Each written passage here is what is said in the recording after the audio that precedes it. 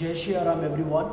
अभी तक हमने बेटा सीए इंटरमीडिएट का जो हमारा चल रहा है सब्जेक्ट चल रहा है, यहाँ पे सीए इंटरमीडिएट का टैक्स के सब्जेक्ट का चैप्टर चल रहा है हमारा पीजीबीपी, राइट। अभी तक हमने इसमें जो पढ़ा है वो हमने चार्जिंग सेक्शन पढ़ लिया है, सेक्शन 28, सेक्शन 29 पढ़ लिया है, how to compute the PGBP income. Section 30 पढ़ा हमने, 30 में हमने पढ़ा जो अभी हमारे डिडक्शंस के चैप्टर में अभी हमारे डिडक्शंस के जो सेक्शंस थे वो शुरू हुए हैं एक्सपेंसेस के, जिसमें हमने सेक्शन 30 पढ़ा है। Section 30 rent, repair, taxes of building, and section 31 पढ़ा है repairs, insurance, premium etcetera of plant and machinery. Section 32 हमने डेप्रीशिएशन लास्ट क्लास में शुरू किया था, और जब हमने 30 और 31 पढ़ा तो हमारा थोड़ा सा जिक्र आया था सेक्शन 43B का, जो आपने लास्ट वीडियो में देखा होगा, एंड सेक्शन 43 सब सेक्शन 2 का, और हमारा 145 का मेथड ऑफ अकाउंटिंग कि पीजीबीपी की इनकम जो लगती है, जो चार्जेबल होती है, कंप्यूट होती है, वो मेथड ऑफ अकाउंटिंग के अकॉर्डिंगली कंप्यूट होती है, राइट। तो बच्चों आज हम करने जा रहे हैं सेक्शन 32 को कंप्लीट करेंगे, और आज की क्लास काफ़ी इंपॉर्टेंट है क्योंकि इस क्लास में हम इक्वली कैपिटल गेन को भी थोड़ा सा डिस्कस करेंगे, थोड़े से प्रोविज़न में भी कि कैपिटल गेन के भी आज इंक्लूड हो जाएंगे। तो बहुत अच्छे से पढ़िएगा, बहुत अच्छे से समझिएगा जो चीज़ें हम करने जा रहे हैं। हमारा एक मिनट रुकिए,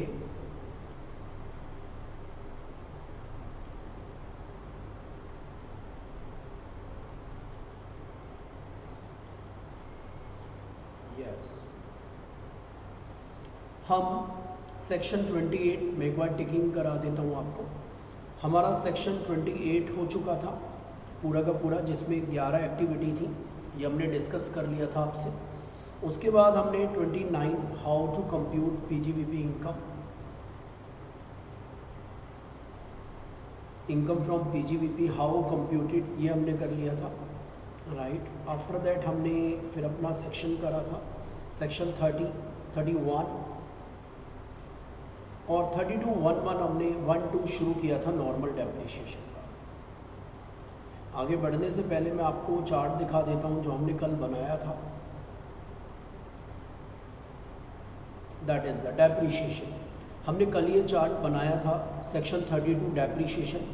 इस चार्ट में हमने पढ़ा था कि जो 32.1.1 है यह है depreciation on power generating undertaking, power making units पर डेप्रिसिएशन जो लगता है वो 32.1.1 के अकॉर्डिंगली लगता है, एंड जो हमारा नॉर्मल डेप्रिसिएशन है वो 32.1.2 के अकॉर्डिंगली लगता है। एडिशनल डेप्रिसिएशन याद रखने के लिए भी, ए means additional depreciation, 32.1.2 additional depreciation का है हमारा, 32.1.3 टर्मिनल डेप्रिसिएशन का है। ये हमने 3 सेक्शंस बेटा कल करे थे, मतलब सेक्शंस का ओवरव्यू किया था। उसके अलावा हमने सेक्शन 32.1.2 स्टार्ट कर दिया था। हमने पढ़ा था कि जो 32.1.2 है ये नॉर्मल डेप्रिसिएशन है, नॉर्मल किसी भी इंडस्ट्री पर लगता है, ये वाला सेक्शन है। जो आपको बताया था कि पीजीबीपी में बेटा 4 ही ऐसी एसेट है जिन पर डेप्रिसिएशन लगेगा, building, plant and machinery, furniture, intangible asset. आपको ब्लॉक ऑफ एसेट के बारे में बताया था, ये सब हमने डिस्कस कर लिया था। आज हम आगे चलते हैं। रेट्स भी हमने डिस्कस कर लिए थे, राइट। एक मिनट रुकिए, हमारे आई थिंक ये रेट्स भी डिस्कस हो गए थे, yes. 43.3 meaning of plant discuss हो गया था। हम आ चुके हैं प्रोवाइजो टू सेक्शन 32.1.1। कहाँ पर है हम? प्रोवाइजो टू सेक्शन 32.1 पर। बड़ा ध्यान से सुनिएगा, जो चीज़ है, जो पॉइंट है, बहुत इंपॉर्टेंट पॉइंट है, जिसे बहुत अच्छे से समझिएगा। क्या कह रहा है ये पॉइंट? ये पॉइंट कह रहा है बेटा, सबसे पहले ना एक जनरल बात आप लोगों को समझनी पड़ेगी। अकाउंट्स की दुनिया में और इनकम टैक्स की दुनिया में बहुत फ़र्क है। जब भी हम इनकम टैक्स में पीजीबीपी मतलब बिजनेस की इनकम कंप्यूट करते हैं, तो वहाँ पे जो डेप्रिसिएशन निकालते हैं वो डेप्रिसिएशन कभी भी डेज के बेस पर नहीं निकलता। देखिए मेरी बात को अंडरलाइन कर लीजिएगा अपने दिमाग में कि इनकम टैक्स में कभी भी डेप्रिसिएशन डेज के आधार पर डेप्रिसिएशन कंप्यूट नहीं होता। इनकम टैक्स में फुल डेप्रिसिएशन लगेगा या हाफ डेप्रिसिएशन लगेगा, वो अभी हम समझ लेते हैं। अकाउंट्स की दुनिया में आपने जितने महीने मशीन यूज़ करी उतने महीने का डेप्रिसिएशन आप कंप्यूट करते हैं। भाई आपने 8 महीने डेप्रिसिएशन 8 महीने मशीन यूज़ करी या बिल्डिंग यूज़ करी तो अकॉर्डिंगली आप डेप्रिसिएशन कंप्यूट करते हैं। पर इनकम टैक्स की दुनिया में ऐसा कोई प्रोविज़न नहीं है। पर इनकम टैक्स में क्या है वो डिस्कस हम कर लेते हैं। क्या है इनकम टैक्स में, क्या बताने की चाहत है इनकी। एक प्रोवाइजो है, प्रोवाइजो टू सेक्शन 32(1). क्या कहता है proviso? Depreciation deduction restricted to 50%। Depreciation की जो डिडक्शन है वो आपकी 50% हो जाएगी, सीधे हाफ हो जाएगा डेप्रिसिएशन आपका। कब? अगर आपने एसेट्स एक्वायर्ड करी है during the previous year and put to use less than 180 days in that previous year in which it was acquired. बेटा ध्यान से समझिएगा इस प्रोविजन को। बहुत सारे बच्चे इस प्रोविजन में सबसे ज़्यादा गलती करते हैं। अभी हम इसे कुछ एग्जाम्पल से भी समझेंगे, पर बहुत गलतियाँ होती हैं इस प्रोविजन में। बेटा ये कह रहे हैं सीधा सीधा आपका डेप्रिसिएशन का रेट अगर 20% है ना तो वो हाफ हो जाएगा, 10 हो जाएगा, 10% हो जाएगा। अगर आपका रेट कितना है 20% तो सीधा सीधा वो कितना हो जाएगा 10% हो जाएगा। अगर कब हो जाएगा, हाफ कब हो जाएगा? अगर आपने कोई भी एसेट खरीदी और उसे पुट टू यूज़ किया 180 दिन से कम उसी प्रीवियस ईयर में, जिस प्रीवियस ईयर में खरीदी। इसे एग्जाम्पल से समझते हैं। बेटा एक व्यक्ति ने एक एसेट खरीदी, ध्यान से समझिएगा। 1 अप्रैल, एग्जाम्पल नंबर 1, एग्जाम्पल नंबर 1 किस चीज़ का? सेक्शन 32(1) के प्रोवाइजो का। एग्जाम्पल नंबर 1, आपने बेटा 1 अप्रैल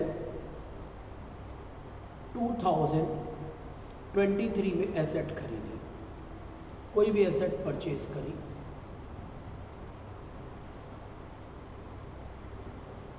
एसेट का रेट था 10 लाख रुपीज,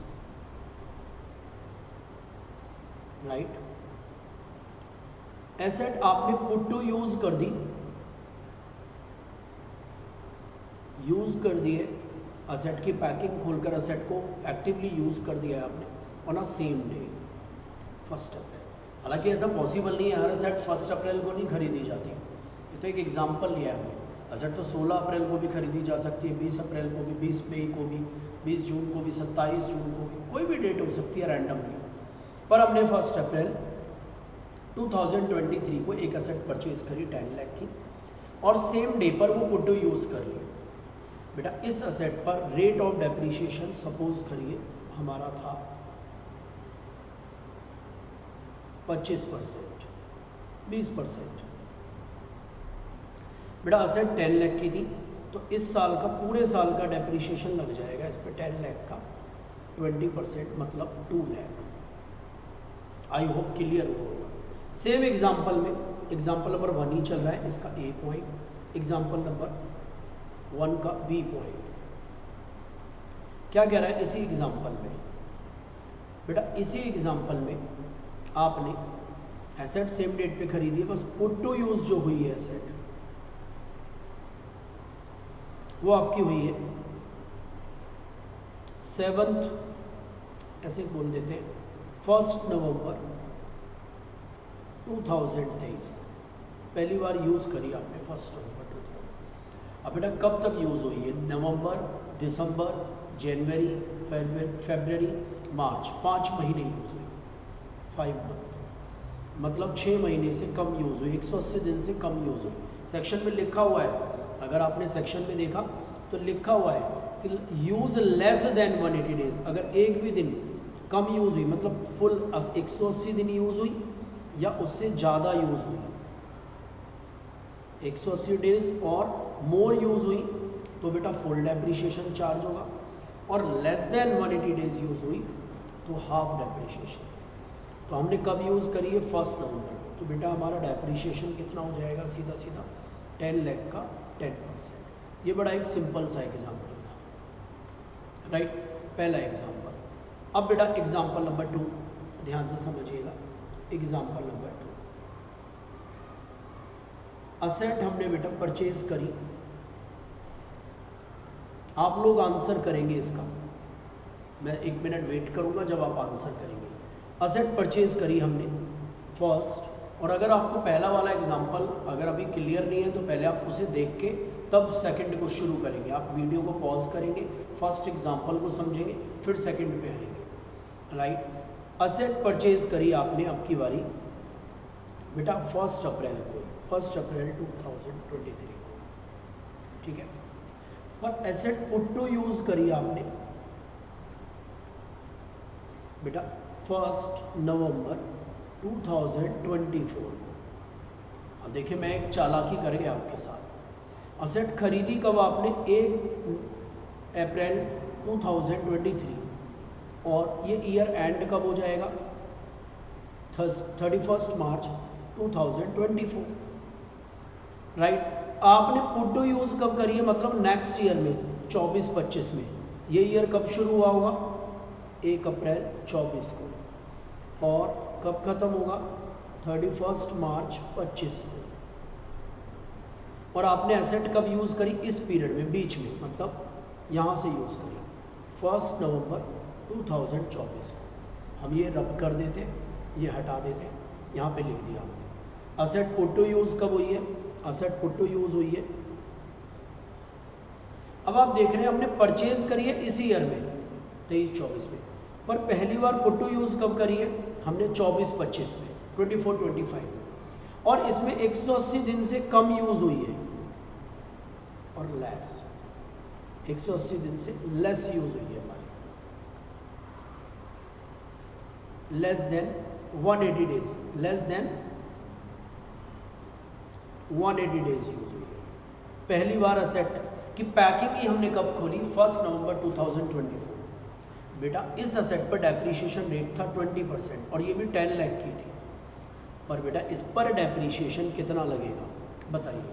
10 लाख का पूरा 20%। यही लाइन पढ़ने वाली है। असेट जब खरीदी ना हमने, उसी साल अगर पुट टू यूज हुई है less than 180 days, in that case only the depreciation will be calculated 50% of the main rate, जो मेन रेट दिया हुआ है। Otherwise full depreciation will be charge. अगर असेट खरीदी किसी और ईयर में और यूज़ किसी और ईयर में हो रही है तो बेटा फिर डेप्रीशिएशन फुल लगेगा। आई होप समझ आ गया होगा मैं क्या बताना चाह रहा हूँ। बेटा ध्यान से कह रहे डेप्रीशिएशन की डिडक्शन 50% हो जाएगी अगर असेट एक्वायर करी during the previous year and put to use हुई 180 दिन से कम उसी प्रीवियस ईयर में जिस प्रीवियस ईयर में खरीदी। रिस्ट्रिक्शन एप्लीकेबल है डेप्रीशिएशन की। अच्छा ये बात देखो मैं लिख देता हूँ, मैं हमेशा फेस टू फेस वाले बच्चों को याद होगी ये मैं क्यों लिख रहा हूँ। यहाँ पर लिख लो, थोड़ी देर बाद मैं अभी एक क्वेश्चन पूछूंगा आपसे आज की वीडियो में, आप इसे भूल जाओगे, थोड़ी देर बाद भूल जाएंगे। अब आप अंडरलाइन कर लो मैंने क्या बात बोली है जो आप थोड़ी देर बाद भूल जाओगे। ऐसी क्या लाइन बोली है मैंने, ध्यान से अंडरलाइन कर लो इस लाइन।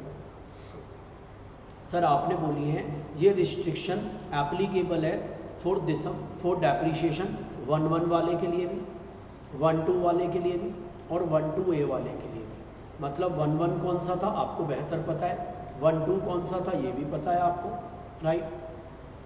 आपको 1-2A भी पता है। मतलब सारे डेप्रीशिएशन हाफ हो जाएंगे अगर असेट खरीदी है और खरीद कर उसी साल में 180 दिन से कम यूज़ हुई है। Got it. आगे चलते हैं, एक्सप्लेनेशन 1 टू सेक्शन 32(1). ये ऑलरेडी हम डिस्कस कर चुके हैं, पिछली वीडियो में हम ऑलरेडी इसको डिस्कस कर चुके हैं। किसी को याद है? यस सर मैं याद दिला दूँ। बेटा कोई भी कैपिटल एक्सपेंडिचर अगर टेनेंट करता था, याद करो एक टेनेंट ने बिल्डिंग ली रेंट पर, और बिल्डिंग रेंट पर लेने के बाद उसने 2 रूम्स बनाए, किराए वाली बिल्डिंग पर 2 कमरे बनाए। बेटा उनमें 5 लाख रुपए लग गया, उसने बिल्डिंग रेंट पे लिए, खरीदी नहीं है, पर फिर भी उसने कैपिटल एक्सपेंडिचर करा। तो याद करो उतने पार्ट पर जितना उसने कैपिटल एक्सपेंडिचर करा है जितना पार्ट उसने रेंट पे लिया उसका रेंट अलाउड है पीजीबीपी में सेक्शन 30 में, और जितना पार्ट उसने रेंट पे नहीं लिया खुद बनाया है वहाँ पर 2 रूम का सेट 5 लाख रुपए लगे हैं, वो वाले पर क्या होगा 5 लाख रुपए पर बेटा डीम्ड बिल्डिंग मानकर, याद होगा पिछली क्लास में पढ़ा था, डेप्रिसिएशन चार्ज हो जाएगा। तो अगर कोई भी रिनोवेशन पर, एक्सटेंशन टू द बिल्डिंग पर कोई भी कैपिटल एक्सपेंडिचर कराए तो वो क्या मान लिया जाएगा, building owned by the assessee and depreciation is allowed to the tenant and Lesi.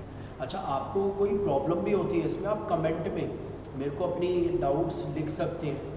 Even आप यूट्यूब पे भी अगर देखते हैं कोई लोग और कोई डाउट आता है तो you can send it on, post it on YouTube also, right. आगे चलते हैं बेटा, यहाँ पर हमने पढ़ लिया था ये डीम्ड बिल्डिंग होगी, जितना कैपिटल एक्सपेंडिचर हमने किया वो डीम्ड बिल्डिंग होगा और उस पर डेप्रिसिएशन लग जाएगा। अब ये इजाज़त हमें डेप्रिसिएशन के सेक्शन ने भी दे दी, एक्सप्लेनेशन ने भी, वैसे हम ये वहाँ पर ले आए थे ये परमिशन, पर यहाँ पर इन्होंने विद एक्सप्लेनेशन ये परमिशन दे दी। प्रोवाइजो टू सेक्शन 32(1), बेटा इस सेक्शन को पढ़ने से पहले, इस प्रोवाइजो को पढ़ने से पहले मैं अपनी बात फिर रिपीट कर रहा हूँ जो मैंने थोड़ी देर पहले बोली थी। इनकम टैक्स में डेप्रिसिएशन डेज के आधार पर कंप्यूट नहीं होता बेटा, कैलकुलेट नहीं होता। इनकम टैक्स में तो फुल डेप्रिसिएशन लगेगा, अभी 2 मिनट पहले पढ़ा है, या सीधा हाफ हो जाएगा।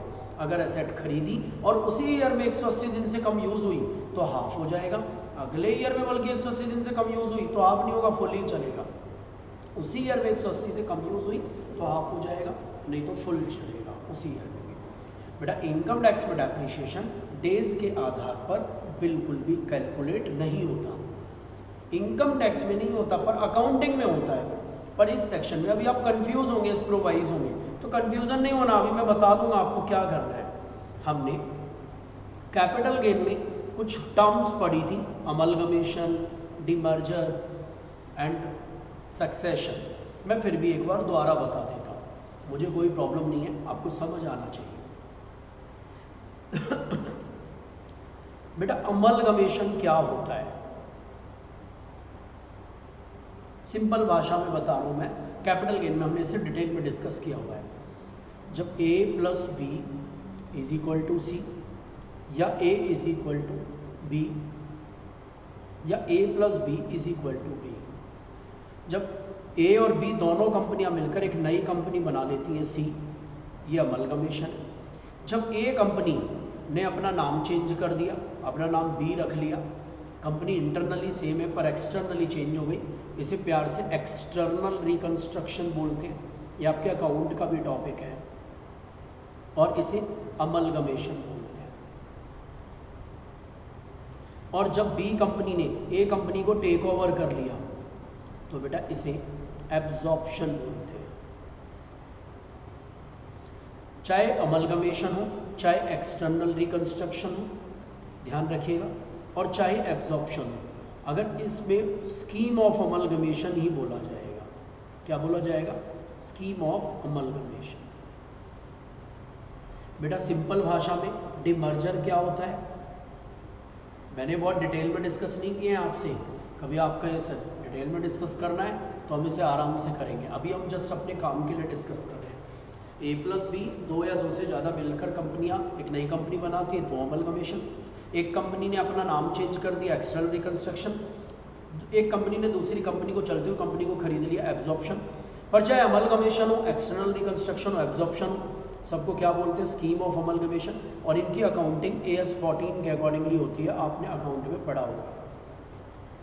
अरे मैं अकाउंटिंग नहीं कर रहे हैं, टैक्स कर रहे हैं। डिमर्जर, जब एक ही ऑर्गेनाइजेशन है, एक कंपनी है, कोई भी ऑर्गेनाइजेशन है, वो 2 सेगमेंट में, 3 सेगमेंट में काम कर रही है, उसका एक सेगमेंट लॉस में है, कोई भी रीज़न हो सकता है, उसने अपने एक सेगमेंट को अपने आप से जुदा कर दिया, अलग कर दिया। एक सेगमेंट वो यही चला रहा है, जैसे मैं एग्जांपल दूँ, रिलायंस पावर का भी काम कर रही है, सीमेंट का भी काम कर रही है। रिलायंस ने अपना सीमेंट वाला बिजनेस अलग कर दिया, तो जो अलग कर दिया, अलग कंपनी बना के कर रहा है। अभी तक मिक्स होके चल रहा था, एक ही दुकान में, बेटा मैं ऐसे करके भी बोलता हूँ, एक ही दुकान में आप, जैसे आपकी फ्रूट्स की दुकान थी, एक ही दुकान में आप फ्रूट बेच रहे थे, वहीं पर आप सब्जियां बेच रहे थे, पर अब आपने सब्जियां अलग कर दी, फ्रूट अलग कर दिए, कंपनी अलग अलग बना दी है आपकी, इसे बोलते हैं डिमर्जर। क्या बोलते हैं इसे? डिमर्जर। तो एक कंपनी के ही 2 टुकड़े हो गए, दैट्स कॉल्ड डिमर्जर। बेटा तीसरा था कोई भी सक्सेशन कर लेना। सक्सेशन का मतलब क्या होता है? फादर की डेथ हो गई, फादर का बिजनेस बेटे को सक्सीड हो गया, बेटे के पास चला गया, मतलब एक फर्म कन्वर्ट हो गई, किस में कन्वर्ट हो गई? कंपनी में, ये भी सक्सेशन है। तो सक्सेशन मतलब किसी चलते हुए बिजनेस को ले लिया किसी दूसरे ऑर्गेनाइजेशन में। तो बेटा आप ध्यान से समझिएगा, मैंने बहुत डिटेल में अंदर चला गया मैं इसके। हम पढ़ना चाह रहे थे अपना ये प्रोवाइजो टू सेक्शन 32(1). अब इस प्रोवाइजो को पढ़ने से पहले एक बार रीड करते हैं क्या कह रहा है समझने से पहले, कि किसी भी प्रीवियस ईयर में कोई सक्सेशन हुआ अगर, या अमलगमेशन हुआ, या डिमर्जर हुआ, तो जो डेप्रीशिएशन है ना वो अलाउड होगा। बेटा ये नहीं कह रहा कैलकुलेट होगा, अलाउड होगा प्रीडिसेसर को, अमलगमेटिंग को, डिमर्ज को, और सक्सेसर को, टिड को, और रिजल्टिंग। मैं एक बात बतानी आपको भूल गया, इसलिए आपको ये कम समझ आएगा। बेटा ध्यान से सुनिए, जब अमलगमेशन होता है तो जो कंपनी दूसरी कंपनी में जाके मिलती है उसे बोलते हैं अमलगमेटिंग कंपनी, और जो नई कंपनी तैयार होती है उसे बोलते हैं टिड कंपनी। जैसे ए कंपनी को बी ने खरीद लिया तो बी क्या हो गई? टिड कंपनी। ए क्या है? टिंग कंपनी, जो ट्रांसफर हो रही है। टिंग और टिड मतलब अमलगमेटिंग, अमलगमेटिंग, समझ रहे? यहाँ पर अमलगमेटेड कंपनी, ये टर्म समझ आई। अगर बेटा डिमर्ज हो रहा है, ए कंपनी के 2 टुकड़े हो गए, एक नए टुकड़े का नाम रखा हमने A1 और ए टुकड़ा पहले ही था, इसे बोलते हैं डिमर्ज्ड कंपनी। इसमें से एक टुकड़ा निकल गया, डिमर्ज्ड हो गई, अलग हो गई, और A1 टुकड़े का नाम हो जाता है रिजल्टिंग कंपनी। अभी हमने एग्जांपल बताया था, यहाँ पर अब फ्रूट सेल होंगे केवल, और यहाँ पर वेजिटेबल्स भी सेल होंगे, वेजिटेबल्स ही सेल होंगी। बेटा ये क्या हो गई? रिजल्टिंग कंपनी, ये फ्रूट्स की कंपनी। क्लियर हुआ? तीसरा बेटा, किसी भी तरीके से फादर का बिजनेस बेटे को मिल गया तो बेटा ये हो गया प्रीडिसेसर। क्या हो गया? प्रीडिसेसर। ये हो गया सक्सेसर, बेटा हो गया सक्सेसर। तो बेटा 2 टर्म्स यूज हो रही हैं इसमें, क्या क्या? टिंग और टिड, टिंग और टिड, डिमर्ज्ड और रिजल्टिंग, या फिर प्रीडिसेसर और सक्सेसर। अब क्या कहना चाह रहा है इनके बारे में, ध्यान से समझिएगा। क्या प्रोविजन क्या है, पढ़ते हैं हम। कह रहा अगर किसी भी प्रीवियस ईयर में सक्सेशन हो गया, अगर किसी भी प्रीवियस ईयर में सक्सेशन हो गया, अमलगमेशन हो गया, डिमर्जर हो गया, तो डेप्रीशिएशन पहले वाले लोगों को भी होगा, प्रीडिसेसर या टिंग को या डिमर्ज को, एंड दूसरे वालों को भी होगा। किन किन को? सक्सेसर को, अमलगमेटिंग को, और रिजल्टिंग को, इनको भी होगा। किस रेशो में? In the ratio of number of days. Number of days की रेशो में बेटा बटेगा, अलाउड होगा, कंप्यूट नहीं होगा कि असेट को यूज किया जितने दिन उन्होंने। किस प्रीवियस ईयर में? जिस प्रीवियस ईयर में सक्सेशन हुआ है, अमलगमेशन हुआ है, या डिमर्जर हुआ है। नोट, जो डिडक्शन ऑफ डेप्रीशिएशन है वो सक्सेसर और प्रीडिसेसर दोनों को मिलाकर ज़्यादा नहीं होनी चाहिए। किससे? जितना डेप्रीशिएशन तब निकलता, ये मानकर निकालो डेप्रीशिएशन, ये मानकर कंप्यूट करो कि अमलगमेशन डिमर्जर तो हुआ ही नहीं है। इसे एग्जाम्पल के साथ पढ़ते हैं। बेटा एक ए कंपनी है, इसने एक एसेट खरीदी 1 मई को, 1 मई 2023 को एक असेट खरीदी बेटा 10 लाख रुपए की, जिस पर डेप्रीशिएशन रेट 20% थी। ये अज्यूम किया है मैंने ऐसे, राइट। ये असेट पुट टू यूज़ कर ली थी इस कंपनी ने सीधा सीधा 1 जून को।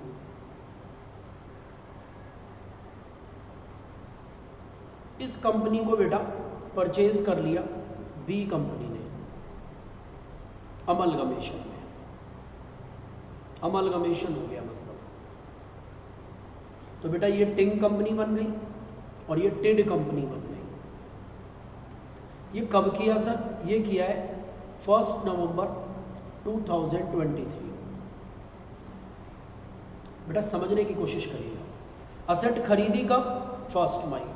इन्होंने यूज़ कब करी? 1 जून। अमलगमेशन कब हुआ? 1 नवंबर। 1 नवंबर के बाद असेट किसकी हो गई? बी कंपनी की। और नवंबर, दिसंबर, जनवरी, फरवरी, मार्च, 5 महीने कौन यूज़ कर रहा है इस असेट को? B company. और जून जुलाई अगस्त सितंबर अक्टूबर, जून जुलाई अगस्त सितंबर अक्टूबर 5 महीने किसने यूज़ करी है असेट? बेटा सर ये तो 12 की जगह 10 ही महीने बने। बेटा खरीदी ही लेट थी 1 महीने और फिर यूज़ ही पहली बार 1 महीने लेट की, तो 10 महीने का डेप्रीशिएशन निकलेगा। गलत कर दिया आपने, 10 महीने का डेप्रीशिएशन नहीं निकलेगा। इनकम टैक्स में डेप्रीशिएशन या तो फुल कंप्यूट होगा या फिर हाफ। बताइए अगर ये मान के चलते अमलगमेशन हुआ ही नहीं तो डेप्रीशिएशन कितना लगता? सर पूरी 10 लाख के एसेट पे 20%। आपने बताया फुल लगेगा, बेटा 2 लाख। हाँ ये प्रोवाइजो कह रहा है इस 2 लाख को आप बांट लो जितने जितने दिन जिसने यूज़ करिए। बेटा 5 महीने यूज़ करिए टिंग कंपनी ने, तो 5 महीने का डेप्रीशिएशन कौन किसको अलाउड हो जाएगा? टिंग को। और 5 महीने का किसको अलाउड हो जाएगा? टिड को। आई होप आपको मेरी बात समझ आ रही होगी मैं क्या कह रहा हूँ। कंप्यूट नहीं होगा, डेप्रीशिएशन कैलकुलेट नहीं होगा डेज के आधार पर अलाउड होगा दोनों को जितने जितने दिन यूज़ किया है।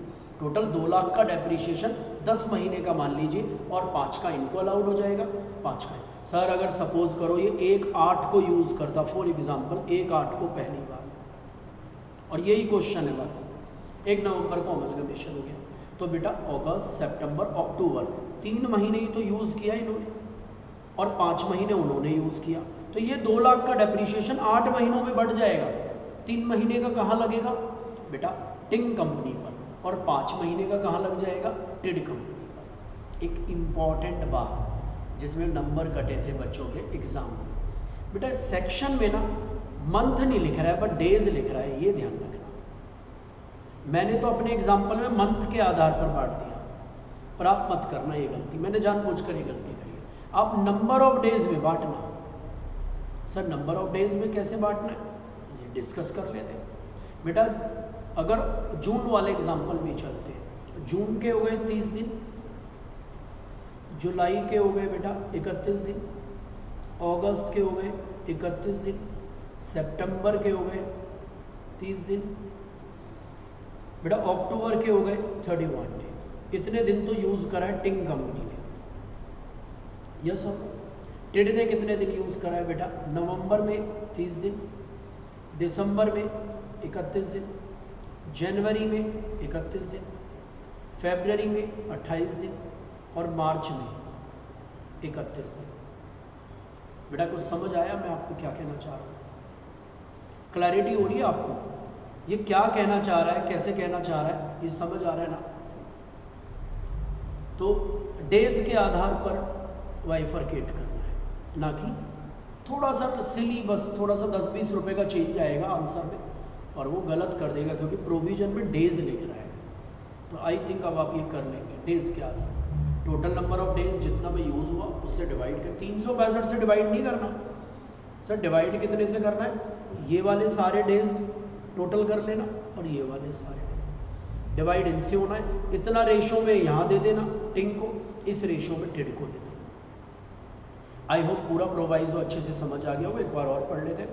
किसी भी प्रीवियस ईयर में अगर सक्सेशन हुआ है, अमलगमेशन हुआ है, डिमर्जर हुआ है तो डेप्रीशिएशन दोनों को अलाउड होगा, प्रीडिसेसर और सक्सेसर को, टिंग और टिड को, टिंग और टिड को, और दूसरा डिमर्ज और रिजल्टिंग। क्लियर? किस रेशो में? जितने जितने डेज उन्होंने यूज़ किया है। कब? जिस ईयर में अमलगमेशन हुआ है। टोटल डिडक्शन ऐसे निकालनी है, पहले टोटल कितना, दोनों को मिलाकर जो डिडक्शन की टोटल कैलकुलेशन आनी है वो ऐसे आनी है जैसे अमलगमेशन हुआ ही नहीं है, इस ऑब्जेक्ट से निकालना है। आई होप बिल्कुल क्लियर हो गया, आप एक बार पढ़ लीजिए। आगे चलते हैं। Section 32(1)(2)(a) additional depreciation, very very very important. बेटा in the case additional depreciation का पहले मीनिंग समझिएगा, ये क्या कह रहा है। इस सेक्शन के थ्रू ना ये मोटिवेट कर रहे हैं कुछ पॉइंट्स को, कुछ चीज़ों को। इस सेक्शन के थ्रू ये कुछ चीज़ों को मोटिवेट कर रहे हैं। बेटा क्या कहना चाह रहे हैं, ध्यान से सुनिए। हमें हाफ एन आवर हुआ है, अभी हमने 32(1)(1) को ही थोड़ा पढ़ा है, 32(1)(2)(a) पे आए हैं। बेटा ये ना आपको मोटिवेट कर रहे हैं इस सेक्शन के थ्रू। इस सेक्शन में ये कह रहे हैं कि आपको अगर 20% डेप्रीशिएशन मिलना था किसी भी एसेट पर अगर आपको 10% मिलना था, 20 मिलना था, 25 मिलना था, वो तो मिलेगा ही। आपको ना हम और एडिशनल डेप्रिसिएशन देंगे। मैंने पहली क्लास में आपको एक बात बोली थी, असेसी हमेशा चाहेगा कि उसके एक्सपेंसेस ज़्यादा क्लेम हो, तभी तो उसका टैक्स कम होगा। एक्सपेंस ज़्यादा होंगे तो टैक्स कम हो जाएगा, इनकम कम हो जाएगी। और बेटा इनकम टैक्स एक्सपेंस कम करना चाहता है, पर देखो यहाँ पर इनकम टैक्स बेनिफिट दे रहा है, मतलब किसी चीज़ को एनकरेज करना चाह रहा है, किसी स्पेशल एसेट्स को या स्पेशल इंडस्ट्री को इनकम टैक्स एनकरेज करना चाह रहा है। इनकम टैक्स कह रहा है कि अगर आपने कोई भी प्लांट एंड मशीनरी, कि आपने अगर कोई भी प्लांट एंड मशीनरी खरीदी है, परचेज करी है, हम उस पर आपको एडिशनल डेप्रिसिएशन की भी डिडक्शन देंगे। किसकी डिडक्शन देंगे? एडिशनल डेप्रिसिएशन की डिडक्शन आपको हम देंगे अगर आपने कोई भी प्लांट एंड मशीनरी परचेज करी है। पर उसमें ये कुछ ऐसा बोलेगा आपको ये करना होगा, ये करना होगा, ये कंडीशन पूरी करनी होगी। उन कंडीशंस को हम देख लेंगे क्या है। और एनकरेज कर रहा मीन्स अगर आपको ऑलरेडी 20% डेप्रिसिएशन मिल ही रहा था, ऑलरेडी आपको चार्ज हो रहा था 20% डेप्रिसिएशन, अब आप और 20% डेप्रिसिएशन ले सकते हो, 20% डेप्रिसिएशन और मिलता है इसमें एडिशनल। तो कितना मिल गया आपको पहले साल में? 40%। सबसे पहली बात, एडिशनल डेप्रिसिएशन हर साल नहीं मिलेगा, एक ही साल मिलेगा फर्स्ट ईयर। 20% फालतू डेप्रिसिएशन आपको अलाउड है, नेक्स्ट ईयर फिर आपको नॉर्मल डेप्रिसिएशन अलाउड है। चलिए एक बार डिस्कस करते हैं क्या कह रहा है इसके बारे में, कैसे कहना चाह रहा है, क्या कह रहा है एडिशनल डेप्रिसिएशन को लेकर, इसकी क्या राय है, क्या बोल रहे हैं। एडिशनल डेप्रिसिएशन पे इनकम टैक्स ने क्या कहने की कोशिश करी है, पढ़ते हैं। बेटा in the case of any machinery और प्लांट, अगर आपने कोई भी मशीनरी और प्लांट लिया, सबसे पहले तो ये बिल्डिंग पर नहीं मिल रहा एडिशनल डेप्रिसिएशन, ये फर्नीचर पर नहीं मिल रहा। इन्होंने असेटी क्लियर कर दी भैया मशीनरी प्लांट में, मशीनरी प्लांट में भी शिप और एयरक्राफ्ट को छोड़कर, किसको छोड़कर? शिप एंड एयरक्राफ्ट को छोड़कर, शिप एंड एयरक्राफ्ट को हटा दें, इन पर एडिशनल डेप्रिसिएशन नहीं मिलेगा। आपने अगर एक्वायर्ड या इंस्टॉल करें आफ्टर 31 मार्च 2005, असेसी इंगेज है, देखो ये है मेन कंडीशन। असेसी अगर बिजनेस में इंगेज है, manufacture production of any article, as well as assessee engage in the business of generation and distribution and transmission of power, provided they are following the block of asset method and not the SLM method। बेटा ध्यान से सुनिए, अगर assessee किसी भी item को manufacture कर रहा है या प्रोडक्शन कर रहा है, मतलब असेसी ने मैन्युफैक्चरिंग लगा रखी है, अगर असेसी मैन्युफैक्चरिंग कर रहा है, प्रोडक्शन कर रहा है, तो ये डिडक्शन मतलब ये किन को मिल रहा है, सोच के चलिए फैक्ट्रीज़ को, मतलब ज़्यादा से ज़्यादा हम कोशिश कर रहे हैं इस सेक्शन के थ्रू फैक्ट्रीज़ को कवर करने के लिए। अगर आप फैक्ट्री है और या आप पावर बनाने का काम करते हैं, पावर बनाते हैं और डिस्ट्रीब्यूट भी करते हैं और ट्रांसमिट भी करते हैं, तो और भी अच्छी बात है। नहीं भी करते, खाली बनाते हैं तो भी, अगर आप पावर का काम कर रहे हैं तो भी आपको डेप्रिसिएशन एडिशनल मिल जाएगा, पर एडिशनल मिलने की एक शर्त है। अब बीच में रोक के एक बात बता देता हूँ मैं, क्या शर्त है बेटा। जो ये पावर जेनरेटिंग अंडरटेकिंग है, पिछली वीडियो में मैंने आपको बात बताई थी क्या, कि जो हमारा इनकम टैक्स है, इनकम टैक्स एक्ट है, उसमें बिजनेस इनकम को कंप्यूट करते वक्त डेप्रिसिएशन हमेशा WDV मेथड से ही निकलता है। आपको याद होगा हमारा जो डेप्रिसिएशन कैलकुलेट होता है वो ओनली WDV, SLM नहीं लगा सकते आप। लेकिन बेटा पावर जेनरेटिंग अंडरटेकिंग के पास ऑप्शन है, वो चाहे तो SLM से डेप्रिसिएशन लगा सकते हैं, वो चाहे तो ब्लॉक ऑफ असेट से, पर उन्हें पहले इंटीमेट करना होगा इनकम टैक्स डिपार्टमेंट को हम डेप्रिसिएशन कैसे लगाना चाहते हैं, और फर्स्ट ईयर में वो इंटीमेट कर देंगे, फिर उसके बाद हर साल वो डेप्रिसिएशन वैसे ही लगाएंगे जो इंटीमेट। बाकी सारी इंडस्ट्री लगाएंगी WDV से, पर पावर जेनरेटिंग अंडरटेकिंग बेटा SLM से भी लगा सकती है और WDV से। हालांकि अभी हमारा सेक्शन नहीं आया पावर जेनरेटिंग अंडरटेकिंग का, उसे हम पढ़ेंगे डिटेल में, अभी इसके बाद पढ़ेंगे। पर फिलहाल के लिए मैंने क्या बताया आपको, पावर जेनरेटिंग अंडरटेकिंग SLM से भी लगा सकती है और WDV से भी लगा सकती है। वो ऑप्शन है उनके पास, वो चाहें तो रिटर्न ऑफ इनकम से पहले पहले, अपनी पहली रिटर्न भरने से पहले पहले इंटीमेट कर देंगे डिपार्टमेंट को कि हम इस मेथड से अपना डेप्रिसिएशन कैलकुलेट कर रहे हैं। तो इन्होंने क्या बोला है कि पावर जनरेटिंग अंडरटेकिंग आपको भी एडिशनल डेप्रिसिएशन अलाउड है, पर शर्त क्या है कि तुमने जो डेप्रिसिएशन लगाया हो वो ब्लॉक ऑफ असेट मेथड से लगाया हो, एसएलएम से ना लगाया। अगर तुमने एसएलएम से डेप्रिसिएशन लगाया है, किससे लगाया हो बेटा, किससे लगाया हो जल्दी बोलिए, ब्लॉक ऑफ असेट मेथड से, नॉट एसएलएम मेथड से। लिख रहा है आपने एसएलएम मेथड से डेप्रिसिएशन ना लगाया हो, किससे लगाया हो, ब्लॉक ऑफ असेट मेथड से। इस further sum equal to 20% of actual cost, underline कर लेना, क्योंकि जो भी कॉस्ट है आपकी शुरुआत में उसका 20% अलाउड है, फर्दर सम इक्वल टू, इसे हम अब एग्जांपल से भी पढ़ेंगे। आपको एडिशनल डेप्रिसिएशन अलाउड हो जाएगा मशीनरी और प्लांट पर in the first year, in the first year. Bar bar use नहीं होगा, यहाँ लिख लो, बार बार हम एडिशनल डेप्रिसिएशन की डिडक्शन, एडिशनल डेप्रिसिएशन की डिडक्शन नहीं देंगे। आई थिंक आपको क्लियर हो गया होगा क्या कह रहा है। बार बार हम आपको एडिशनल डेप्रिसिएशन की डिडक्शन नहीं देंगे। बेटा ये अभी छोड़ दीजिए जो ये पैराग्राफ दे रखा है, 1 मिनट के लिए बस, अभी पढ़ेंगे इसे, फिलहाल 1 मिनट के लिए छोड़ दीजिए, आगे चलते हैं। बेटा एडिशनल डेप्रिसिएशन की डिडक्शन नहीं मिलेगी अगर ये सब बातें आपने कर दी। नंबर 1, आपने कोई सेकेंड हैंड मशीनरी खरीदी है या प्लांट खरीदा है, इंडियन और इम्पोर्टेड कोई भी, मतलब क्या कहना चाह रहा है बेटा, न्यू मशीनरी खरीदनी है आपने, न्यू मशीनरी और न्यू प्लांट, सेकेंड हैंड नहीं खरीद सकते। सेकेंड हैंड खरीदिए तो नॉर्मल डेप्रिसिएशन तो मिल जाएगा पर एडिशनल डेप्रिसिएशन की डिडक्शन नहीं मिलेगी। दूसरा क्या कह रहा है, कोई भी मशीनरी और प्लांट जो किसी भी ऑफिस प्रीमिसेस में यूज़ हुए हैं या रेजिडेंशियल एकोमोडेशन में यूज़ हुए। अब आप बेटा घर का एसी खरीद लाए, आपने सोचा पीजीबीपी में डिडक्शन मिल जाएगी। ऑफिशियल एकोमोडेशन की या रेजिडेंशियल एकोमोडेशन की चीज़ें, फैक्ट्री को प्रमोट कर रहे हैं यहाँ पर, फैक्ट्री में कोई चीज़ लगनी है वो मशीनरी खरीद रहे हैं आप, वो तो अब आप अपनी गाड़ी खरीद लाए, देखो लास्ट में इन्होंने बोला भी, एनी ऑफिस अप्लाइंसेस और रोड ट्रांसपोर्ट व्हीकल खरीद लाया, आप तो मर्सिडीज़ खरीद लाए कि आपको डेप्रिसिएशन मिल जाएगा बिजनेस के नाम पर, ऐसे नहीं होगा। एडिशनल डेप्रिसिएशन नहीं मिलेगा, नॉर्मल मिलेगा अगर बिजनेस में यूज़ हो। मतलब ये प्रमोट कर रहे हैं, सेक्शन की चाहत समझिए, सेक्शन प्रमोट कर रहा है, किसको प्रमोट कर रहा है, सेक्शन की इंटेंशन समझिए, फैक्ट्रीज को, मैन्युफैक्चरिंग को, प्रोडक्शन ऑफ आर्टिकल और थिंग या पावर जनरेटिंग अंडरटेकिंग। बेटा जैसे मैं हूँ, मैं सर्विस इंडस्ट्री में हूँ, मैं कोचिंग्स दे रहा हूँ, मैं कोचिंग के लिए कोई मशीन खरीद के लाया, कोचिंग प्रोवाइड करने के लिए, मुझे एडिशनल डेप्रिसिएशन नहीं मिलेगा, ध्यान रखिएगा।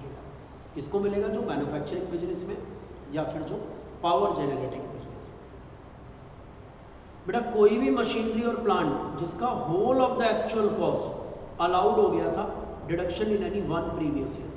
बेटा अगर कोई भी ऐसी मशीनरी थी जिसका 100% एक्सपेंस ही अलाउड हो गया था, मान के चलो कोई कैपिटल एक्सपेंडिचर किया, मशीन खरीदी हमने 100 करोड़ की, और कोई सेक्शन मिला हमें इनकम टैक्स में, पीजीबीपी में, जो कहता है इस मशीन का तो पूरा का पूरा खर्चा आपको अलाउड है 100% ही, तो बेटा फिर एडिशनल 20% थोड़ी ना अलाउड होगा। जब पूरा ही एक्सपेंस अलाउड हो गया मशीनरी का, फिर अलाउड अलग से नहीं होगा।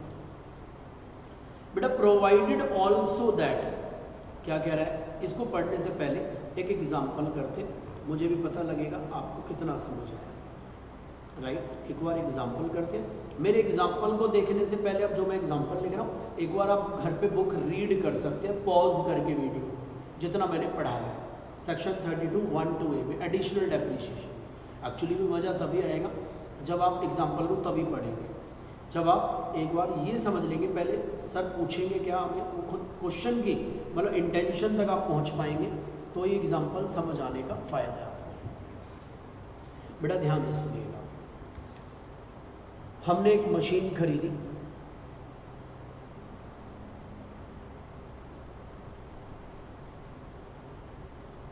प्लांट एंड मशीन खरीदा हमने, राइट। क्या खरीदा हमने, प्लांट एंड मशीन खरीदा। ध्यान से सुनिएगा, जो क्वेश्चन है बहुत इंपॉर्टेंट है। वो खरीदा हमने 1 अप्रैल 2023 को।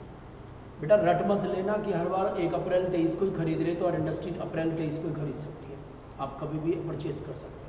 मशीन की कीमत थी बेटा 10 लाख, मशीन 10 लाख की थी, जिस पर डेप्रीशिएशन रेट था 20%। फॉर एग्जाम्पल 20 नहीं 15%। आपकी बारी ओरिजिनल एग्जाम्पल लेते हैं। बेटा ये मशीन पुट टू यूज़ हुई फर्स्ट टाइम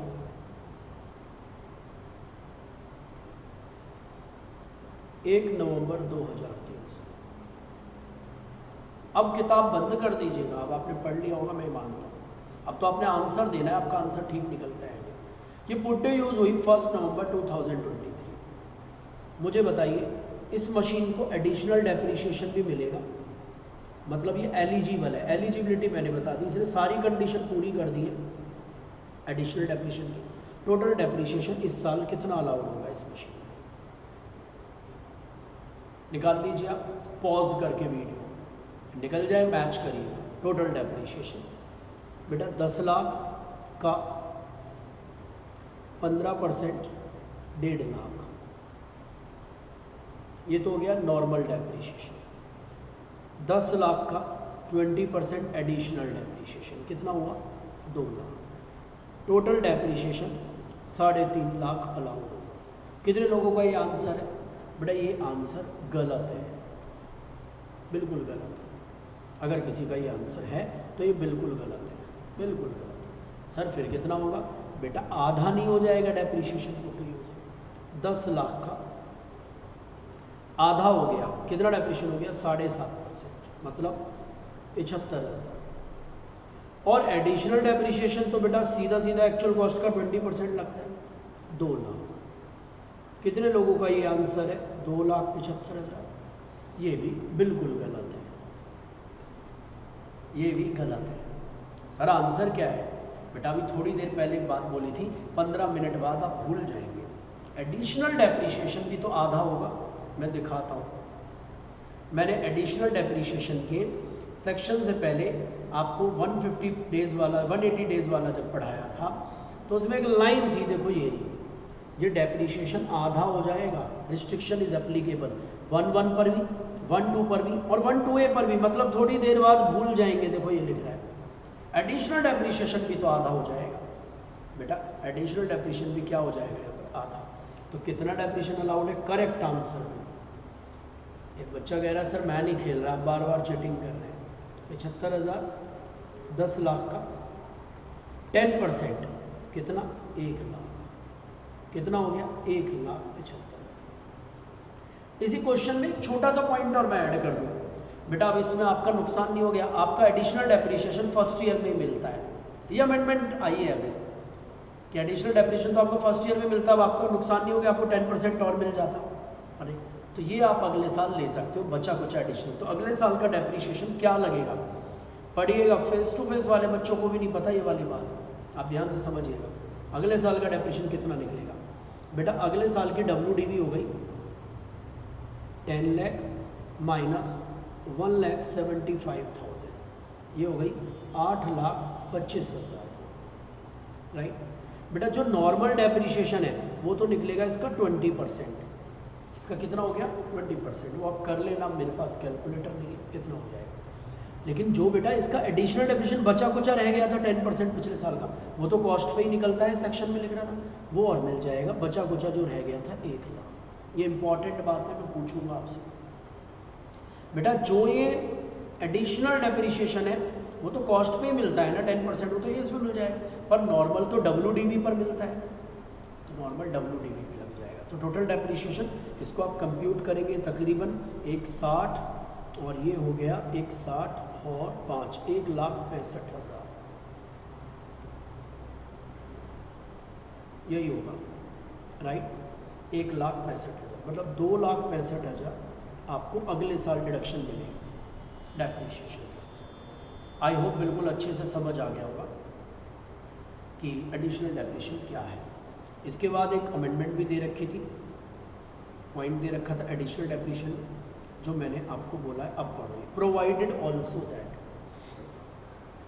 एडिशनल डेप्रीशिएशन बेटा आपका जो रिस्ट्रिक्ट हो गया था 50%, जो 10% हो गया था एक्चुअल कॉस्ट का, क्योंकि नया प्लांट एंड मशीनरी आपने इंस्टॉल किया लेस देन 180 डेज़ के लिए किया, तो then the deduction for the balance 50% जो आपकी रह गई डिडक्शन, वो आपको जस्ट अगले साल में यूज़ हो जाएगी। 2015 में ऐड हो गया था ये बात, समझ रहा है। पहले कभी 2015 से पहले जो आपका गया 2015 से पहले जो आपको अलाउड नहीं हुआ वो नहीं हुआ, पर अब 2015 के बाद आपको जो बचा कुचा 10% है, जो भी आपका 50% बच रहा है डिडक्शन एडिशनल डेप्रिसिएशन की, वो नेक्स्ट ईयर में जस्ट मिल जाए, क्योंकि एडिशनल डेप्रिसिएशन डिडक्शन बस एक ही साल मिलती है फर्स्ट ईयर। पर अगर आपका रह गया था किसी इस कारण से, जो ये रीज़न पड़ा है, तो जो आपका रह गया वो नेक्स्ट ईयर में अलाउड करवा देंगे। इतनी दया आप पर कर दी है इनकम टैक्स। बेटा आगे चलिए, इसमें पीछे हम कुछ बात छोड़ के आए हैं, वो भी पढ़ लीजिए। इसको मैं कंक्लूड कर देता हूँ ऐसे ही। 2015 में ही आया, जो ये थोड़े से गरीब स्टेट हैं ऐसा माना इन्होंने, आंध्र प्रदेश, बिहार, तेलंगाना, वेस्ट बंगाल, इनमें आप फैक्ट्री लगा रहे हैं तो 20 की जगह 35% तक एडिशनल डेप्रिसिएशन मिल जाएगा। बाकी सारी लाइनें सेम है, लाइन टू लाइन सेम है। 20 की नहीं मिलेगा, फिर तो 35% मिलेगा डेप्रिसिएशन डिडक्शन। अगर आपने फैक्ट्री किन एरियाज़ में लगाई है, तेलंगाना, ये बिहार, इन सब में। 1 अप्रैल 15 में आई थी अमेंडमेंट, उसके बाद, तो ये पढ़ लीजिएगा। आगे बढ़ते हैं, मज़ा आया होगा आपको पढ़ के, आगे चलते हैं। 32(2) ये भी हम ऑलरेडी डिस्कस कर चुके हैं। बेटा जो ये carry forward of unabsorbed depreciation है, ये सेट ऑफ होता है अगेंस्ट एनी इनकम। पहली बात, आपका कोई भी डेप्रिसिएशन, आज एक और बात फिर मैं बता देता हूँ कि कुछ लोगों को यही नहीं पता अनअब्जॉर्ब डेप्रिसिएशन क्या और लॉस क्या है। बेटा हमने अपने बिजनेस में 50 लाख रुपए अर्न करे और हमारे बिजनेस में 55 लाख रुपए के एक्सपेंस थे, और हमारे बिजनेस में 10 लाख का डेप्रिसिएशन था, सारी असेट्स में। तो एज पर अकाउंटिंग की दुनिया के अकॉर्डिंगली हमें 15 लाख का बिजनेस में लॉस हो गया, 15 लाख का लॉस हो गया अकाउंटिंग दुनिया के अकॉर्डिंग। पर बेटा टैक्स की दुनिया के अकॉर्डिंगली आपको पता होगा, टैक्स की दुनिया के अकॉर्डिंगली, अकाउंट की दुनिया के अकॉर्डिंगली, यहाँ ले लेते हैं इसे, 1 मिनट इसे डिलीट कर देते हैं। 50 में से 55 के एक्सपेंस हो गए और 10 लाख के आपके डेप्रिसिएशन हो गए। तो हमें अकाउंट की दुनिया के अकॉर्डिंगली 15 लाख का लॉस हो गया। पर बेटा टैक्स की दुनिया के अकॉर्डिंगली क्या हुआ है? बेटा लॉस हुआ है, बताइए बच्चों, बोल के बताओ। 5 लाख का लॉस। कितने का हुआ है? 5 लाख का, 5 लाख का लॉस। और बेटा बाकी 10 लाख का क्या हुआ है? Unabsorbed depreciation. अनएब्जॉर्ब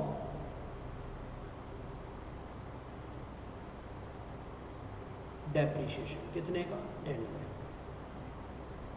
आया आपको समझ क्या कहना चाह रहा है? बेटा अनएब्जॉर्ब डेप्रिसिएशन कब तक कैरी फॉरवर्ड हो सकता है? लॉस की बात नहीं कर रहा अनएब्जॉर्ब डेप्रिसिएशन, कह रहे हैं जो करंट ईयर का डेप्रिसिएशन आपका वो अलाउड सेट ऑफ हो जाएगा किसी भी इनकम से, पर सैलरी को छोड़कर। हम ये ऑलरेडी डिस्कस कर चुके हैं सैलरी से क्यों नहीं होता, फॉर दैट असेसमेंट ईयर। और डेप्रिसिएशन जितना आपका सेट ऑफ नहीं हो पाया उतना अगले साल कैरी फॉरवर्ड हो जाएगा। और किससे हो जाएगा? वो भी अंडर एनी हेड, पर सैलरी को छोड़कर। सर प्रायोरिटी क्या है सेट ऑफ की? सबसे पहले बेटा हम करंट ईयर डेप्रिसिएशन को करेंगे, फिर ब्रॉट फॉरवर्ड बिजनेस लॉस को, क्योंकि ये 8 साल तक ही आगे बढ़ सकता है, या स्पेकुलेशन बिजनेस है तो 4 साल तक ही आगे बढ़ सकते हैं। याद होगा आपको, नॉर्मल जो डेप्रिसिएशन है, नॉर्मल जो बिजनेस लॉस है वो 8 साल तक कैरी फॉरवर्ड हो सकते हैं, और अगर स्पेकुलेशन का बिजनेस लॉस है तो वो 4 ईयर तक। तो इसलिए इसको पहले कर ले। करंट ईयर का इसलिए करेंगे, करंट ईयर को तो बेटा जो प्रेजेंट है उसको तो पहले तवज्जो देंगे, पहले इंपॉर्टेंस देंगे। और लास्ट में ब्रॉड फॉरवर्ड जो डेप्रिसिएशन है पिछले ईयर्स का, वो तो अनलिमिटेड टाइम तक बेटा, इनडेफिनिट नंबर ऑफ ईयर्स तक हो जाता है, सबसे लास्ट में उसे करेंगे। डेप्रिसिएशन जितना भी अलाउड हो गया कैरी फॉरवर्ड, ये देखो एक लाइन पढ़ लेना, डेप्रिसिएशन तब भी आगे बढ़ता रहेगा क्योंकि किसी भी इनकम से एडजस्ट हो जाता है, किसी भी इनकम से कैरी फॉरवर्ड होकर सेट ऑफ हो जाता है, चाहे बिजनेस आपका बंद भी हो गया हो बेटा। बिजनेस अगर बंद भी हो गया है तो भी ये डेप्रिसिएशन आपका किसी भी इनकम से सेट ऑफ हो जाएगा। अगला सेक्शन आता है बेटा section 32(1)(1) depreciation for power generating undertaking, जिसका इंतजार था। Depreciation for power generating undertaking, बेटा ध्यान से समझिएगा ये क्या कह रहा है। वेरी इंपॉर्टेंट, क्योंकि यहाँ पर एक अच्छा कॉन्सेप्ट और आएगा, आज हमें समझ, very very very important, right. क्या है ये? Depreciation on power generating undertaking, right. Depreciation for power generating undertaking वाला ये क्या पॉइंट कह रहा है? ये कह रहा है अगर असेसी बिजनेस में है, जनरेशन खाली बिजली बनाता है या बनाकर डिस्ट्रीब्यूट भी करता है, समझ आ रहा है, तो उसके पास एक ऑप्शन है, वो चाहे तो डेप्रिसिएशन एसएलएम से लगा ले या डब्ल्यूडीवी से लगा ले। तो अभी थोड़ी देर पहले ही पढ़ा। अगर असेट जिस पर डेप्रिसिएशन वो अलाउड कर रहा है एसएलएम से, वो सोल्ड हो रही है, उसको बाद में देखेंगे, पर यहाँ पर एक बात लिख लीजिए, पर assessee must have to intimate, किसको इंटीमेट करना पड़ेगा? To tax department, income tax department. किस बारे में? कि सर जी मैं एसएलएम से लगा रहा हूँ या फर्स्ट ईयर में उसे करना पड़ेगा इंटीमेट, फिर तो हर साल उसी से लगेगा जो उसने इंटीमेट कर दिया। रिटर्न ऑफ इनकम से पहले assessee must have to intimate to tax department. बेटा अब इसमें आगे लिख रहा है अगर असेट सोल्ड हो जाती है तो क्या होगा। अब यहाँ से एक बहुत अच्छी बात शुरू होती है, बहुत अच्छा सिस्टम शुरू होता है, देखते हैं वो आपको समझ आएगा नहीं आएगा, इस सिस्टम को पढ़ने की कोशिश करते हैं। बेटा अगर ये समझ आ जाता है तो ये कॉन्सेप्ट आपका कम से कम 15-20 जगह यूज़ होगा बेटा पूरे पीजीबीपी में, और इसलिए इसका समझना बहुत ज़रूरी है। बेटा पीजीबीपी में हमने एक असेट खरीदी, ध्यान से सुनिएगा, 100 रुपये की। अच्छे से समझिएगा एग्जाम्पल, जिस पर डेप्रिसिएशन चार्ज हो रहा है एसएलएम से, फिक्स डेप्रिसिएशन चार्ज हो रहा है। एसएलएम का मतलब है हर साल या तो 10 रुपये। बेटा यहाँ हमने एक चार्ट बना दिया, असेट की लाइफ है 10 ईयर्स, असेट की वैल्यू क्या है 100 रुपये। असेसी की जेब से यहाँ 100 रुपये निकले, असेसी की जेब में पैसे कितने थे, रुपए कितने थे 100, अब चले गए और एक मशीनरी आ गई या कोई भी असेट आ गई। इनकम टैक्स ने बोल दिया हर साल हम आपको 10 रुपये की डिडक्शन देंगे, हर साल हम आपको 10 रुपये की डिडक्शन देंगे। कुछ समझ आ रहा है? 1 2 1, हम यहाँ पर ईयर भी लिख देते हैं, 1 2 3 4 5 6 7 8 9 10, हर साल हम आपको 10 रुपये की डिडक्शन देंगे। पहले एक बात को कान खोल के समझना, असेसी की पॉकेट में रुपए कितने थे? 100 रुपीज़। एक मशीन आई, एक असेट आई 100 रुपीज़, उसने बिजनेस के लिए खरीदी है, यस, पर इनकम टैक्स कह रहा है मैं तुम्हें 100 रुपये की डिडक्शन नहीं दूंगा। मतलब इसको कैसे समझे, असेसी ने 500 रुपये बिजनेस में कमाए और असेसी कह रहा है जी मेरे 100 रुपये खर्च भी तो हो गए, तो आप मुझे 400 रुपये पे टैक्स ले। पर इनकम टैक्स कह रहा है 500 आपने कमाए, मैं केवल 10 लेस करवाऊंगा और 490 पे टैक्स लूँगा पहले। असेसी कह रहा है सर मैंने तो 100 दिए, इनकम टैक्स कह रहा है हर साल आपको 10 रुपये की डिडक्शन दे दूंगा मैं, हर साल, क्योंकि असेट 10 साल तक चलेगी। मैं मानूंगा 10-10 रुपये की असेट हर साल यूज़ हो रही है, आप उतना इसका डेप्रिसिएशन क्लेम कर लो। बेटा कुछ समझ आया आपको पहले क्या क्या? असेसी की पॉकेट में ₹100 थे और उसको डिडक्शन मिली 10 की। अगर 2 साल तक मैं आपसे बात करूं, 2 ईयर्स तक असेसी को टोटल खर्चा कितना मिल चुका है, डिडक्शन कितनी मिल चुकी है? 20। अगर मैं आपसे बात करूं 3 साल तक असेसी को डिडक्शन कितनी मिल चुकी है? 30 रुपये की। आपको लग रहा होगा सर ये कैसी बात कर रहे हैं, तो बहुत सर ये तो बात समझ आ जाएगी, अभी बेटा 5 मिनट बाद समझ नहीं आएगी, इसको समझना बहुत ज़रूरी है। बेटा 3 साल बाद रटने के लिए मैं रटवा सकता हूँ, 2 मिनट लगेंगे इस प्रोविजन को, पर इसे समझना जरूरी है।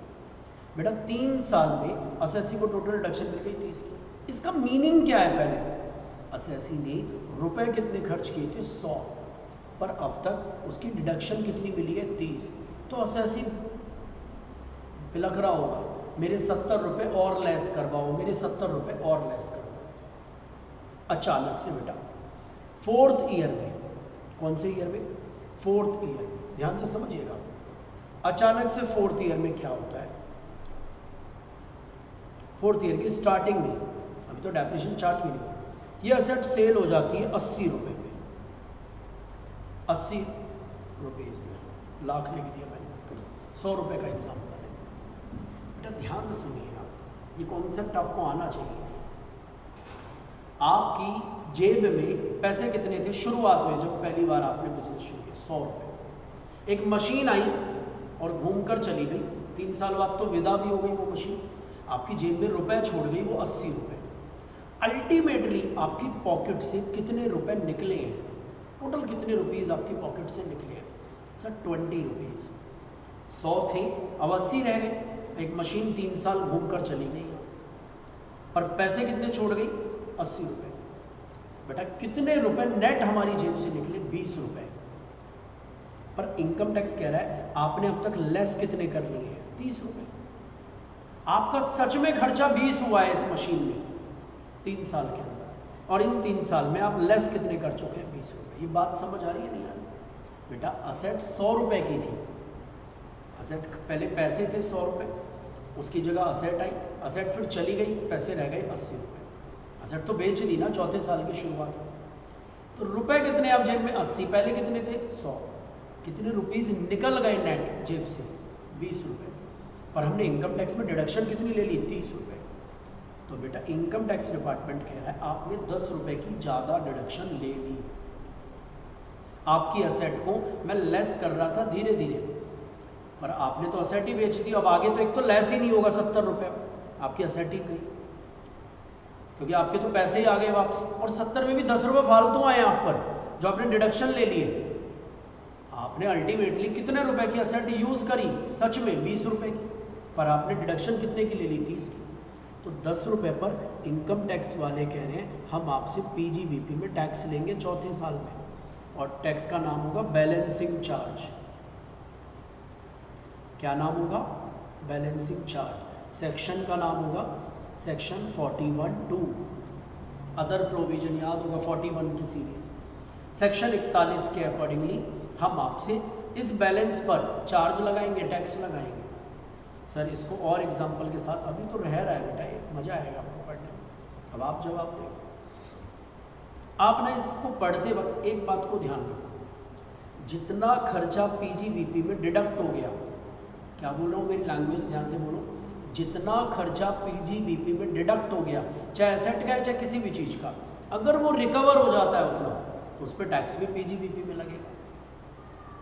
बेटा हमारी जेब में बेटा असेट रटने के लिए देखो क्या है, इस असेट की WDV बच रही होगी, ये 100 रुपये की असेट थी, 30 रुपये का डेप्रिसिएशन लग गया, 70 रुपये की असेट थी सर, 80 में सेल कर दिया आपने, 10 लाख पे क्या लग जाएगा? 70 लाख की असेट 80 लाख में बेच दिया आपने, 10 लाख पर पीजीबीपी लग गया रटने के लिए। और अभी देखना, अभी समझना है इसको। बेटा पहला एग्जाम्पल हमने लिया था, असेट हमारी सोल्ड हुई चौथे साल के शुरुआत में। अब बार बार हम अलग अलग एग्जाम्पल बनाते हैं।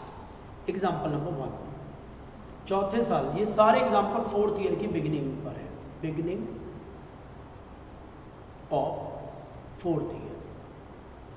तो इसका मतलब क्या, बिगिनिंग ऑफ 4th ईयर लिख रखा, असेट 100 की थी, रटने वाले बच्चे भी ध्यान देंगे और समझने वाले भी। अब तक 30 रुपये का डेप्रीशिएशन क्लेम हो चुका है, असेट की WDV 70 बच रही है, 70 रुपये। अब तक असेट पर चार्ज डिडक्शन 30 की ले चुके हैं, असेट हमने 100 की खरीदी थी। और समझने वाले बच्चे ध्यान दीजिए, हमारी जेब में 100 रुपये थे, समझ आ रहा है? अब पता चलेगा फर्स्ट एग्जाम्पल में कितने। एग्जाम्पल नंबर 1 ए, पहले एग्जाम्पल में मैंने आपको बताया असेट बेटा सोल्ड हुई 80 रुपये में, तो मैंने आपको बताया 10 रुपये पर बैलेंसिंग चार्ज लग जाएगा, टैक्स लग गया 41(2) के अकॉर्डिंग। जेब में रुपए कितने थे? 100, अब कितने? 80। असलियत में कितने रुपए निकले? 20, पर हमने डिडक्शन कितनी ले रखी है? 30। तो कितने रुपए निकले? 20, पर डिडक्शन कितनी ले ली? 30। तो बेटा जितने तक की डिडक्शन ले ली, अगर उनकी रिकवरी हो रही है तो बेटा वो 10 रुपये balancing charge. B example, sir हमने असेट सोल्ड कर दी 50 रुपये में, 60 में चलो बेटा खेलते हैं। जेब में रुपए कितने थे 100, अब कितने हैं 60। असलियत में कितने रुपए निकले अब तक 40। जेब में रुपए कितने थे 100, अब कितने हैं जेब में 60। एक असेट आई और घूम फिर कर चली गई 3 साल में और 40 रुपये जेब से निकाल कर ले लेंगे, पर अब तक डिडक्शन कितनी मिली है 30 की 3 साल में। तो हम अब इनकम टैक्स से कहेंगे हमें 10 रुपये की और डिडक्शन दो। ये डिडक्शन आ गई है, ऊपर 10 रुपये का बैलेंसिंग चार्ज था, अब 10 रुपये की डिडक्शन है। कौन से सेक्शन में? Terminal depreciation. असेट जाते जाते एक डेप्रिसिएशन छोड़ गए, इसको बोलते हैं टर्मिनल डेप्रिसिएशन। अभी मैं जानता हूँ आपको बहुत ज़्यादा क्लैरिटी नहीं होगी, अभी हम लिख रहे हैं example, don't take tension. Number 3, asset sold कर दी हमने बेटा, अब की बारी सोल्ड कर दी 20 रुपये में। हर तरह का एग्जाम्पल लेते हैं, आप सोचो थोड़ा सा। जेब में रुपए कितने थे 100, अब कितने हैं 20। कितने रुपए निकल गए अब तक 80, और अब तक डिडक्शन कितनी मिली है 30। तो बेटा क्या है 50 रुपये का टर्मिनल डेप्रिसिएशन। से क्लियर हुआ? सेक्शन से आया होगा समझ। मतलब रटने वाले बच्चे ध्यान दें, अगर से WDV से भी कम में सेल हो तो टर्मिनल डेप्रिसिएशन, WDV से ज़्यादा में सेल हो तो बेटा बैलेंसिंग चार्ज। लेकिन लेकिन लेकिन अभी रुकिए, अभी नहीं बनेगा प्रोविजन। बेटा सोल्ड कर दी हमने 110 रुपये में, ये तो और बड़ा अजीब हो गया। PGBP में तो मुफ्त में डिडक्शन मिल गई आपको, अब की बारी 2 टैक्स लगेंगे, ध्यान से। बेटा जेब में रुपए कितने थे 100, आज कितने 110। एक असेट आई, उल्टा पैसे दे गई 10 रुपये फालतू, और PGBP में डिडक्शन भी ले ली 30 रुपये की। दो देखो, दो बेनिफिट करें। PGBP में डिडक्शन घटा रखे हमने, PGBP की इनकम कम कर दी थी 30 रुपये से पिछले 3 साल में, और ये असेट तो 10 रुपये फालतू दे गई। बेटा जो 10 रुपये फालतू दे गई उस पर तो लग जाएगा कैपिटल गेन। तो हो गया मिक्स चैप्टर, क्या लग जाएगा? Capital gain under section 15। और बेटा जो डिडक्शन मिल चुकी है फ्री में 30 रुपये की, वो हो गया बैलेंसिंग चार्ज। टोटल 40 रुपये का बेनिफिट हुआ ना, बैलेंसिंग चार्ज। 100 की असेट आपने 110 में बेच दी, 10 रुपये उल्टा फालतू आ गए, कैपिटल गेन। और 100 की असेट 100 ही रुपये पहले थे, 100 ही अब है, 110 है बल्कि 10 फालतू आ गए तो कैपिटल गेन। अब तो 100 मान लेता हूँ, 100 ही अब है। तो एक असेट की डेप्रिसिएशन डिडक्शन आपने फिजूल में ली, वो 30 रुपये रिकवर तो हो गए आपके, उसकी डिडक्शन आपको PGBP पे टैक्स है। मतलब रटने वाले बच्चे ध्यान दें, WDV से कम में सेल हुआ तो ऑलवेज टर्मिनल डेप्रिसिएशन। सेक्शन 32(1)(3) में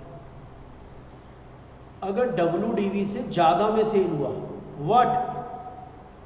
असेट की कॉस्ट से कम में सेल हुआ, WDV से ज़्यादा पर कॉस्ट से कम, तो ऑलवेज बैलेंसिंग चार्ज, मतलब PGBP में टैक्स लगेगा 41(2) में।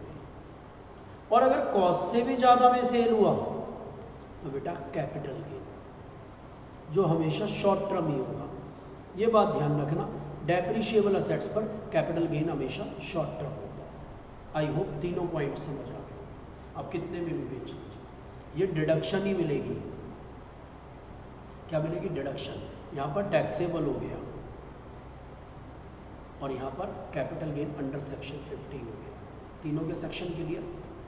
मेरा टर्मिनल डेप्रिसिएशन भी क्लियर हुआ आपको। साथ एक वर्ड आया था पहले भी, टर्मिनल डेप्रिसिएशन एक वर्ड आया था, आई होप ये क्लियर हो गया होगा। टर्मिनल डेप्रिसिएशन क्या है, क्लियर हुआ? ये भी बैलेंसिंग चार्ज भी क्लियर हुआ होगा, और शॉर्ट टर्म के बारे। ये बात अगर क्लियर हो गई तो बहुत कुछ क्लियर हो जाएगा, आगे के सेक्शंस के लिए बहुत बेनिफिट हो जाएगा। अब पढ़ते हैं। कह रहे हैं अगर आपने असेट जिन पर डेप्रिसिएशन क्लेम हो गया SLM बेस पर, उन्हें सोल्ड कर दिया आपने during the previous year, then following are the consequences. अगर आपका सेल प्राइस WDV से कम है तो बेटा टर्मिनल डेप्रिसिएशन, यही मैंने बताया था।